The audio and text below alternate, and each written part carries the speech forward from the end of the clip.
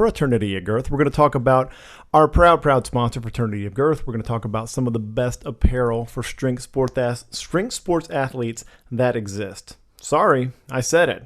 Not sorry. Stuff is comfy. The designs are awesome. They do a ton to support the Scottish Highland Games and the other strength sports. So go to Fraternity of Girth. Go to fogapparel.com. Use code HEAVYLIGHT. You're going to save money. Easy. Easy stuff.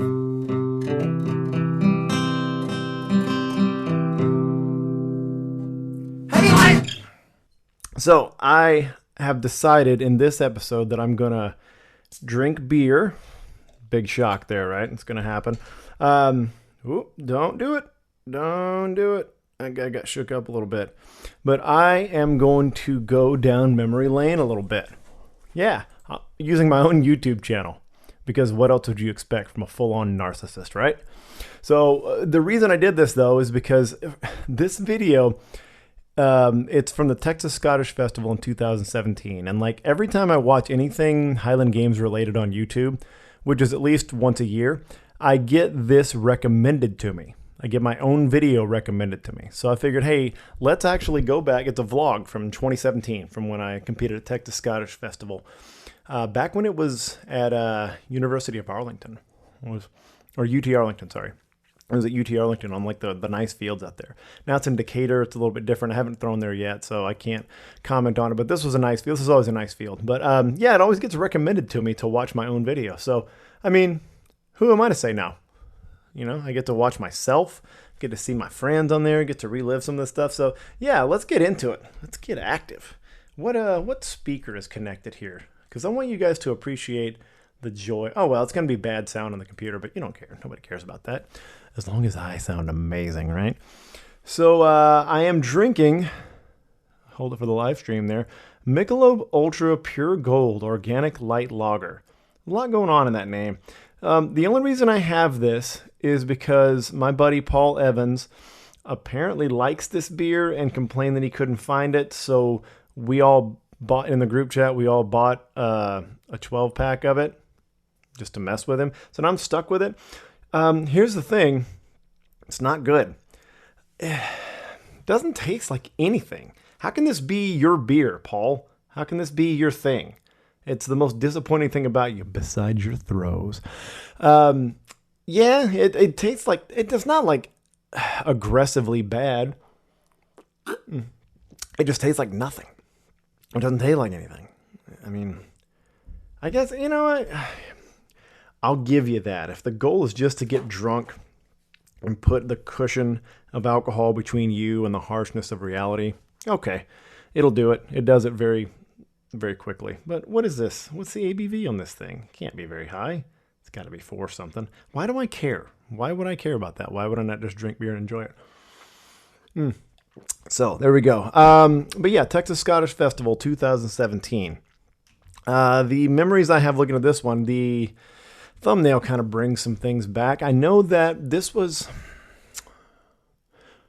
one of the times Aaron and I were on the field together, and he was actually, was he throwing in the A's? Or was he throwing? No, he's throwing. Yeah, this was his like last year throwing A class, throwing amateur. We were both throwing the A class, but this is the point at which I had no chance to beat him. But I remember the pros that day. I know that Spencer and Dan were there. I think Andy was there. So it's always a fun one to watch because the pros don't throw till later. So they just hang around and just talk shit all day. And again, looking at this, like the still frame here, I can that brings back a memory of some particular shit talking. I'll come back to that. But let's start this video. You got to remember, this is 2017 vlogging mic that we're going to be watching here. This might be rough for me to deal with. Let's go here. Cold open. Always did the cold open. It's Aaron throwing. Lightweight for... Oh, I remember this. And his kilt came off. And he was wearing bright orange undies. And I don't care how long you've been doing the Highland Games or how much of all the shit and everything possible you've seen. When somebody throws and their kilt comes off, that's fucking funny. I don't give a fuck where you've been or how many times you've seen it. That's fucking funny. Because there's that dude's milky white thighs and ass.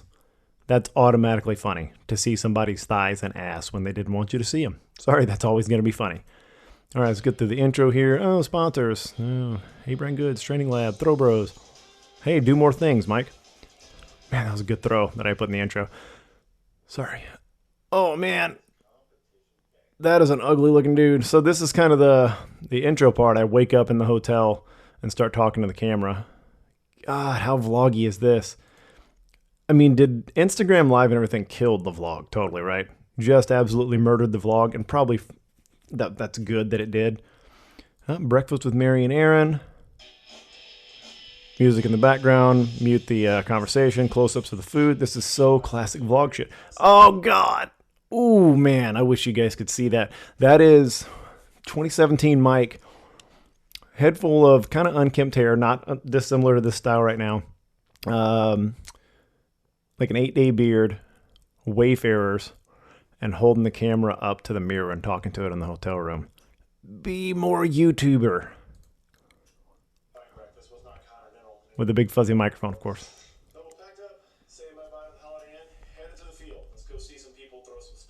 Yeah, narrate everything that's happening instead of showing it.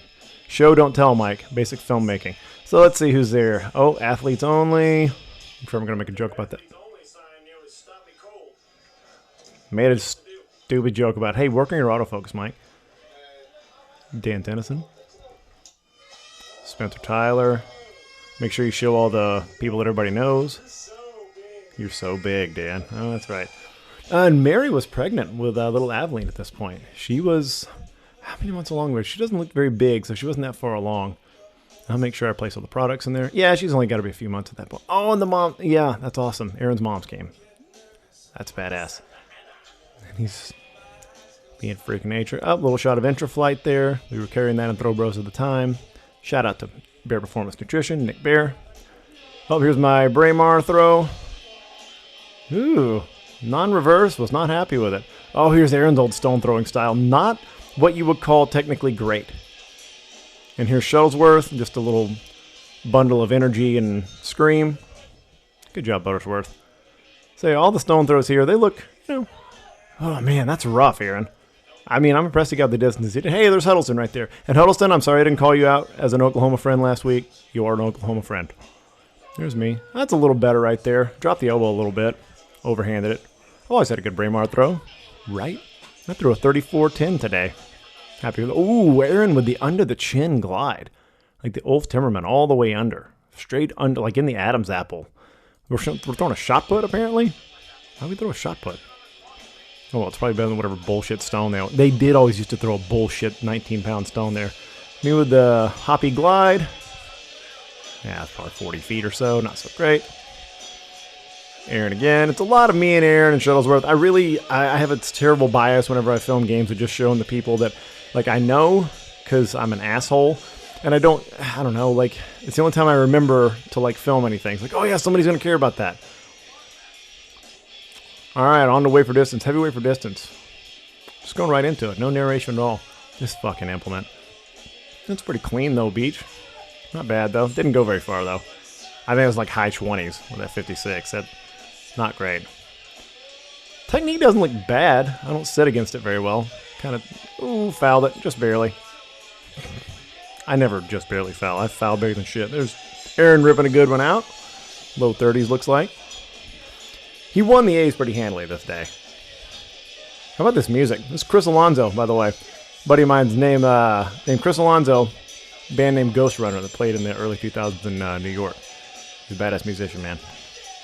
Wait for distance. Hey, do spot it with your head more, Beach. Jesus Christ, that's so rough, man. I still do that if I think about any single cue besides, like if I try to change something in a throw, I immediately go back to spotting everything with my head constantly. There's Buttersworth. Oh man, he's so much better now. I did not realize how much better Shuttlesworth is now than he used to be. I'm just short arming these wait for distance, and I'm probably throwing in the 60s. I'm probably throwing in the 60s with these shitty implements. It just does not look good. Aaron, nice and long. He's always had that. I think he's in foul trouble, though. He's dancing down the line. But he won it, so he gets extras. And I think that's where we're going to get the back to the cold open here. Looked like probably his best throw right there. What does he do here? That's different now. Yeah, he doesn't sit against it very much either. He's always been really good at staying. There goes a kilt. Let's relive that one. So yeah, like it's so weird watching just like 3 years of difference in throwers at our level, how much we change in our techniques. I mean, this was the year after I won nationals and second at worlds, and like I've got some technical fucking problems. I still do, right? Like it's never really stops, but like I've got some serious technical shit going on in my weights for distance. I'm short arming stuff, like it's like my arm is pulling in like this. I even did the opposite arm because I know I'm doing opposite camera for, is that right? No, I think the camera adjusted itself. Am I holding up my right hand or my left hand on the live stream? Oh. But yeah, like I'm pulling my arm in a little bit. That was always kind of a problem. I fixed that finally in the last year or two by changing my entry, by really sitting against it a lot more and kind of, I've been doing a ton of one turns, honestly. Getting the entry right on the one turn helped me a lot. And just being able to sit and work it around me for longer out of the back, it really, really helped a lot. Because a lot of short arming happens because you jump into the middle of the trig as you're starting to enter, and then you're doing this whole dragging the thing out of orbit as you do it the whole time, and you never really can straighten it back out. Aaron was always good about that, though. He was always good about like actively pushing his arm out almost. But yeah, there's some technical, and Shuttles, like I said, Shuttlesworth way better than he used to be. Like he was just kind of jumping and ripping and screaming as he in this video. So yeah, some good stuff. I mean, my heavyweight looked better than my lightweight, but I mean, Aaron's a professional athlete now, and he's got some of the best weight for distance technique going right now. If we would have had a season this year, I would have told everybody to keep an eye on what he's doing with the weight for distance, because I really think he's 40-80 in a good field, without much trouble technique wise, and he's fast as shit right now. He's lost so much weight. He's lost like 20 pounds or something like that, 25 pounds, but he's just fast as shit. He's always been springy and fast, but he's pretty next level. But yeah, that was fun to watch. All right, on to hammers. Now this is, oh man, can you do one episode without throwing somebody under the bus, Beach? Can we do that? No. So this game's used to be one of my favorites just because it felt so legit. You got like the big risers, the big grandstand, and you're on like a college field, like it's flat, the grass is green, there's lights, there's real fences and stuff.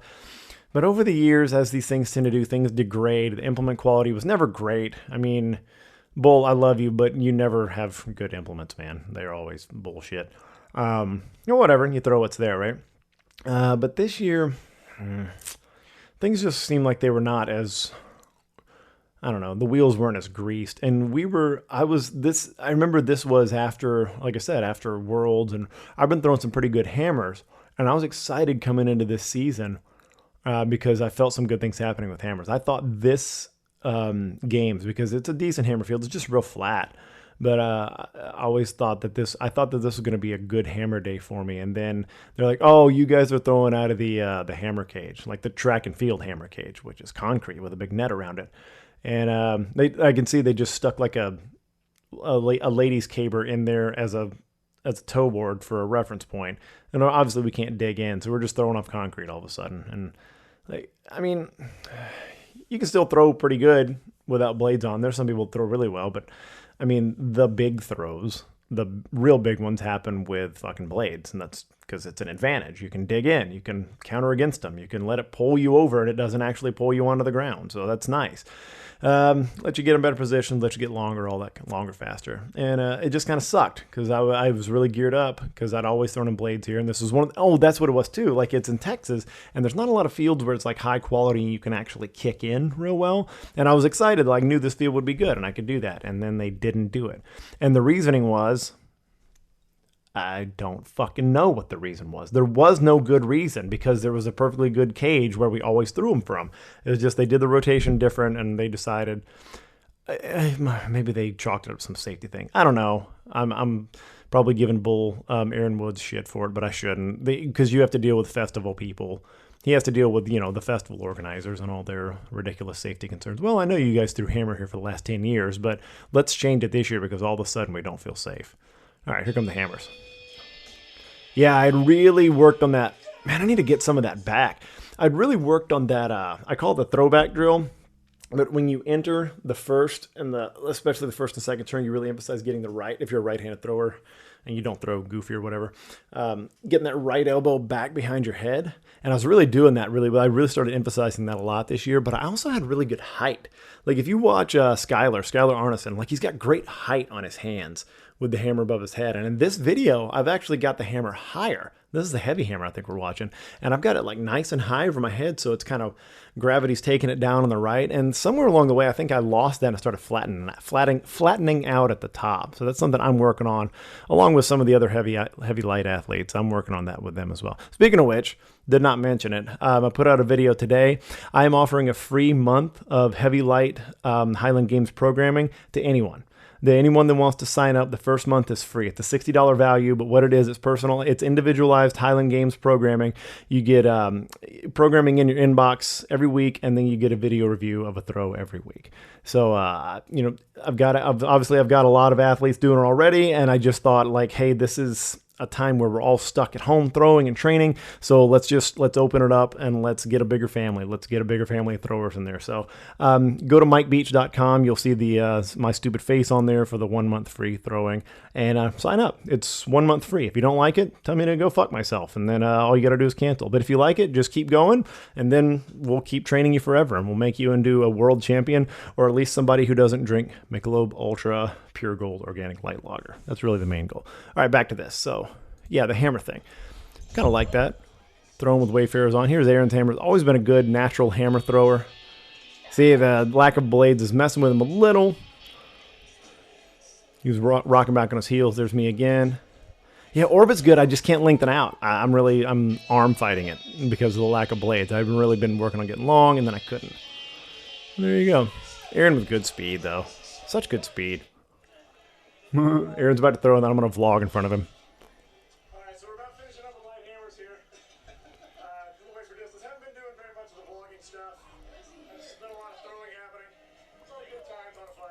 My voice is gone. Always gone by like the third event. I always lose my voice. I scream like such a histrionic young lady when I throw that I just lose my voice within like 2 or 3. If we go traditional order, by the end of weights, my voice is blown. And the first hammer is usually when it's completely gone at all. What's that guy in the live stream saying? Are people under 13 years of age allowed to watch this? Asking for a friend. Fuck no, they're not, Willis. But I know, hey man, I know you just turned 14, dude. So it's cool. Don't tell anybody. So I jumped in front of Aaron to vlog because I'm a funny guy. I do fucking jokes, right? I like to make jokes and be a funny guy and put smiles on people's faces. Fucking vlogging. So...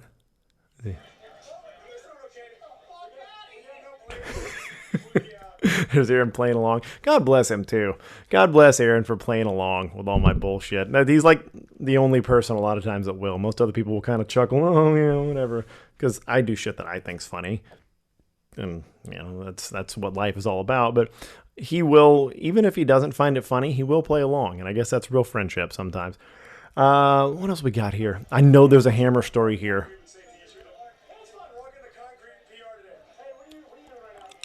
What are you doing right now? That's funny. Get out of the fucking way, Beach. Oh, here comes the follow-up, though. Right as he started to throw, yeah. I came in and interrupted him. Oh, I'll get some pro footage. Here's Big Dan Tennyson throwing the weight for distance. Spencer's throwing, so he could have the greatest throw of his life right here. He's guaranteed second. That sucked. Here comes Spencer. Oh, so fast. That's ridiculous. Here's Andy. Always consistent, man. Andy just pushes that thing through. Big finish at the end. Atta boy. These guys are so good. That game always put together a good pro class. So here's the hammer thing. So Chris Shuttlesworth. God, I hope he's listening to this one. I hope he hops on the live stream. So people start tagging him. Start tagging Shuttlesworth because this is like the defining moment of Shuttlesworth. Chris Shuttlesworth is, as far as I know, like when I first met him, he lived in Alabama. And there was a group of throwers there that he threw with, and he ended up moving to Texas. And that's why for work and whatever, and that's why he was throwing with us more often. And he lives a couple hours down the road now. And he's an incredibly fun guy to share the field with. Incredibly fun. And one of the, like, seriously deep down nicest people. Like, one of the greatest people. But fuck him, we're going to tell the story about him. When he's throwing hammers, he's having a pretty good run. Like, I think he's, without blades, I think he's pushing at 90 or something like that, which, I mean, for anybody, that's a damn good throw. And, like, he was definitely, I think he had to be in the high 80s. And his third throw It was the heavy hammer. His third throw with the heavy hammer. He just let it all hang out. And he ripped a big one. You could tell. And like he pulled it and did the initial, blah! But as it's flying, he turns around and like looks at it while it's still in the air and goes, "Haw! Haw." If that's not like the most redneck shit that you can possibly yell, Haw! And Chris has got the accent and everything. He sounds pretty redneck when he talks. I mean, the guy's in Alabama and Texas, right? It's going to happen. But he's very intelligent, extremely well-spoken. He's got a great vocabulary. But he just turned into a fucking pig farmer for a couple seconds when he saw that hammer start flying. I think he got a PR out of it, or at least it's season best or something like that. It was a good throw. At least it's probably upper 80s or 90 or something like that. But just, oh man, that was just the best.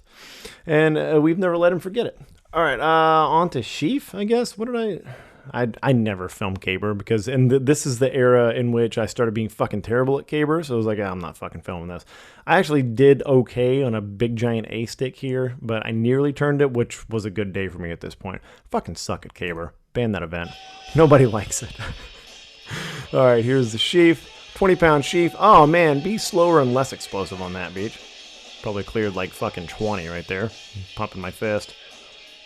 Aaron with a strange looking to the right technique. Oh, there's Jeff Dewar. Hey, Jeff. I bet Jeff clears this. I don't know. He didn't celebrate, so it's hard to tell. There's Shuttlesworth with his tiny fork. Tiniest fork possible. No, I think it's a no. Fuck you, Shuttlesworth.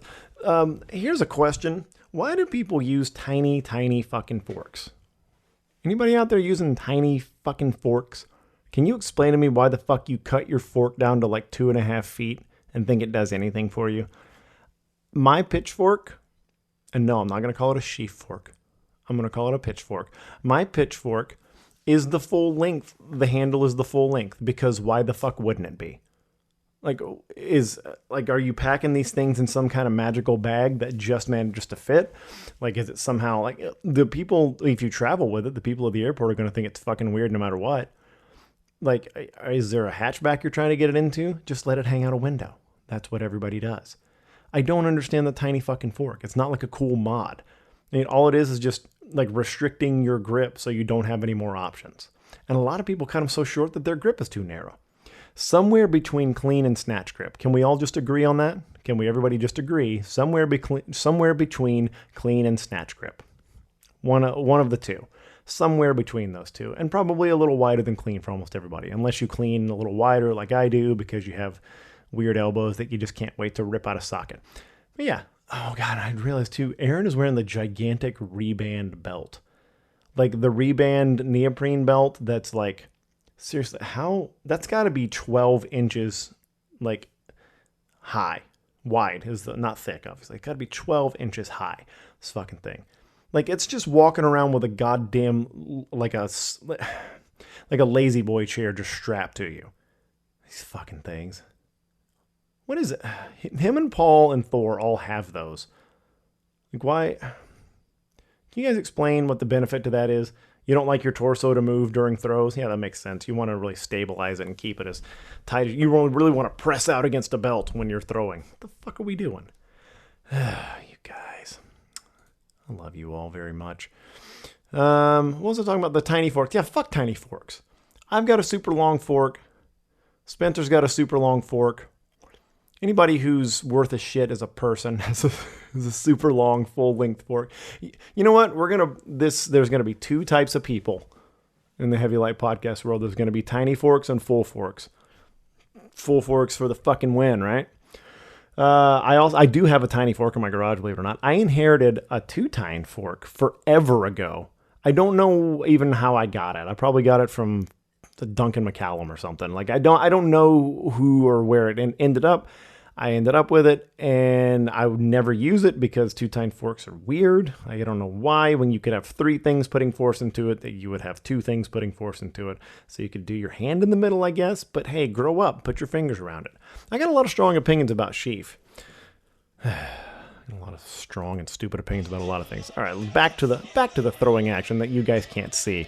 This amazing podcast visual that we're all sharing together. This beer is so fucking terrible. Why are you looking all the way to the right when you throw? Yeah, you hit the bottom of the bar, Aaron. That's what you fucking deserve. Well, Aaron's making a face. And Shuttlesworth just shoved his nipples onto him. Oh my god, he's such an animal. Such a gorilla Billy. Oh, I tried to get artistic with the wait for height shot. Just the implement. Look at me slinging this 56 around. You skinny fuck. Yeah, you missed at 12. You deserve no better. Aaron's over. Aaron's over at 12. And then I stopped filming because I'm done. A little creeper angle on the pro class there. Who is everybody? Dan. Yeah, Andy. Oh, Becker threw with him. Was Becker pro by this point? He would do this thing where he would like be the best am and he'd go throw with the pros. Which at that point is like, hey, what the fuck? Just be pro. Like, hey, Kevin, you've thrown 40 and 80 before. Just go be pro. Why did you do that? Becker, I need an answer. Kevin Becker, I need an answer on that. You know what I don't need an answer about? What kilt to wear. I don't need an answer about that. I know what it is. Sport kilt. Sport kilt is the kilt that you wear when you're doing the Scottish Highland Games. You can say different, but you would be wrong. I wear sport kilt. I've worn it my entire career. It's incredibly comfortable. It's lightweight. It's the best for athletes. You can spill chili dogs and shit on it, and it kind of just rolls right off because it's a really great fabric that doesn't absorb a lot of bullshit. So you're going to get chalk all over it. You're going to get dirt. You're going to get tack, and it's going to come clean because it's built for athletes. It's built for people to get shit dirty. So go to sportkilt.com. Use code HEAVYLIGHT, all one word. You're going to save 10%. Boom. Easy. Now you're in the club.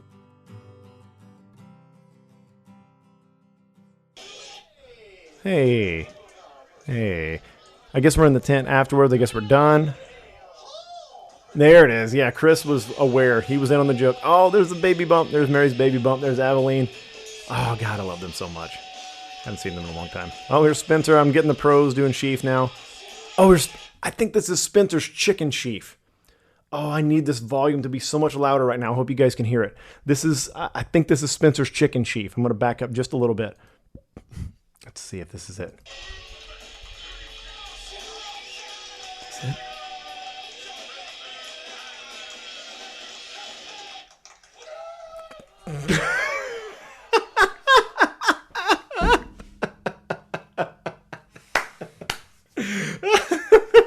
That's one of my... Okay.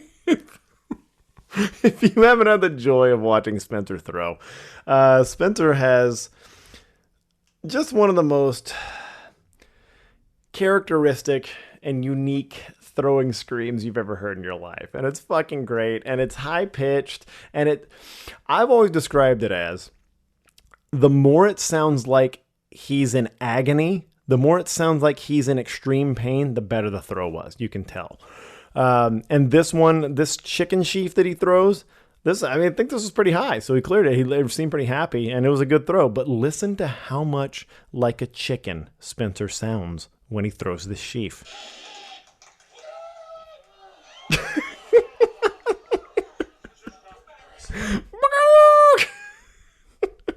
Did he clear it? I haven't even watched it to see if he's cleared it yet.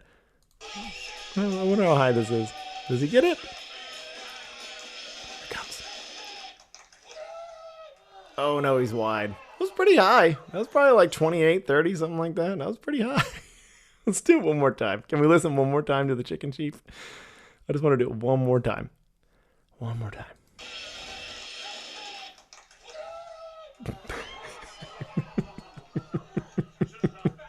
What an asshole. I remember at Utah when it was Spencer's throwing the pro class. I was doing lightweight nationals and Aaron was he was winning the A class that day. I remember that Spencer was throwing big weights and it's a good field and good implements there, and there was a good chance he was going to break the lightweight for distance world record, and he did. But I was down throwing weights on the second field. And I was in between throws, and like we were kind of trying to keep track. We couldn't really see because it was just far enough away, but we could hear the announcer a little bit, and we could hear the crowd reaction. But it was just quiet enough to where I think on his third throw, I was just doing something. I was like retaping my thumb or something, and I just like in the distance. And the way it was described to me, it was like my head just popped up, like I had heard like a mating call or something.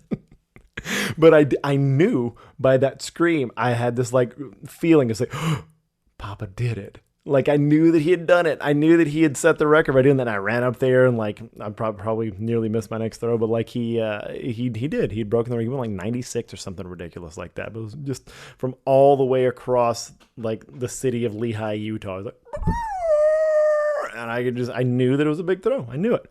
All right, back to vlogging. Oh, here's the Mike's face. Hey, I got it in focus at least.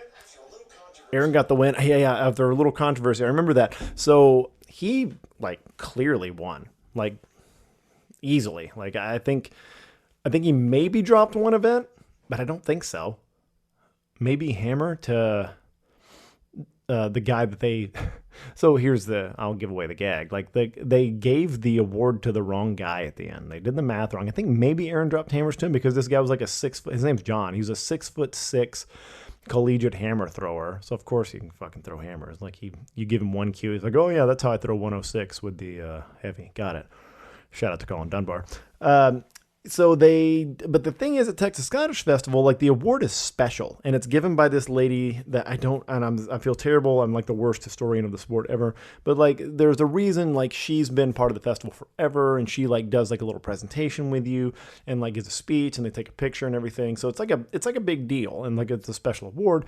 And so they're doing this with John and Aaron's not saying a word. And me and Shuttlesworth and a few other people are like, wait, didn't you fucking win? And Aaron just kind of shrugs. Like, he's not going to be one to rock the boat. And I think he was already...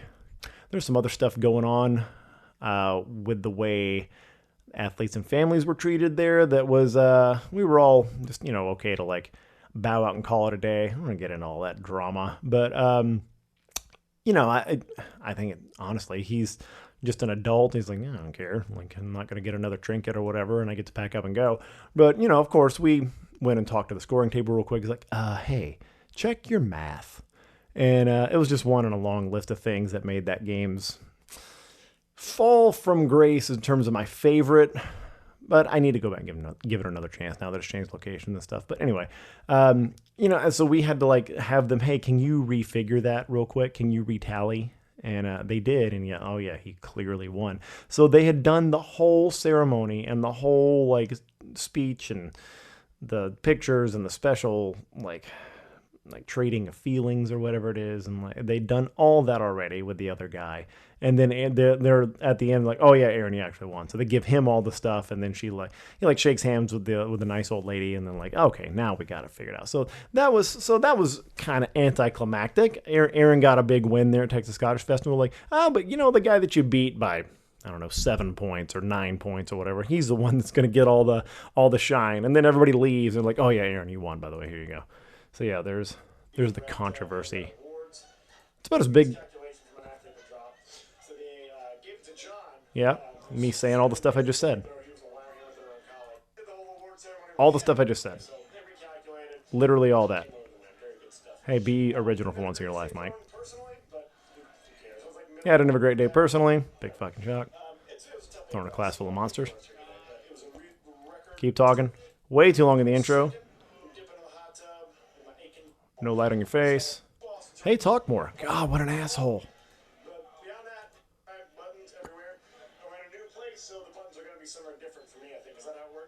Oh, God, you're so funny, Mike.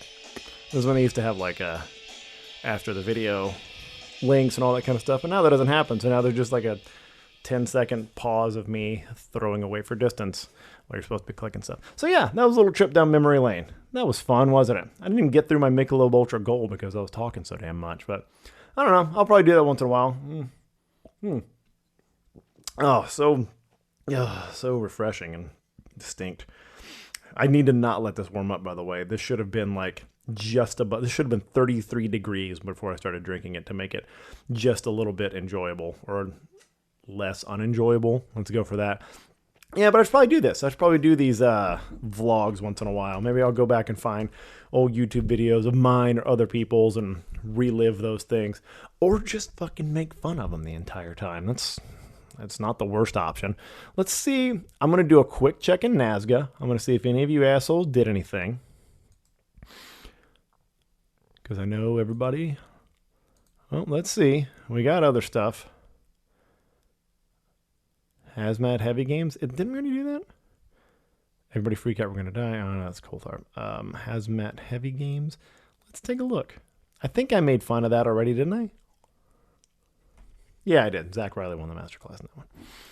I got to keep track. Should listen to my own podcast, except that that's the most obnoxious thing you can ever do. Honestly, it's not for everyone. Pandemic Games. That's just Michael Calvert putting his numbers out there. Good on you guys. That's what's going to happen. Look, it's funny because I opened like the second episode of this podcast ever, like talking shit about people just entering their numbers to make sure they're there for posterity. But that's all we can fucking do now, guys. So you're going to see that. I threw stones, and I'll probably, after I get everything I'll do a day where I try to throw everything, and I'll do all my shit and put it in there. I'll put my fucking numbers in, and I'll lie. How's that? I'll fucking lie. I'll put the best numbers of all fucking time in the lightweight class, and then I'll weigh 235 pounds when I do it. What the fuck are y'all going to do about it? Huh? I didn't think so. Yeah, you're going to sit there, you're going to download the podcast, you're going to drink your Michelob Ultra Pure Gold. Because that's what losers do. You know what else losers do? Listen to this podcast. Why do people listen to this? That's my question. After this half bottle of beer has hit me, you know, it's really affected my thinking now. I'm really trying to think, why are any of you listening to this? Oh well, see you Tuesday.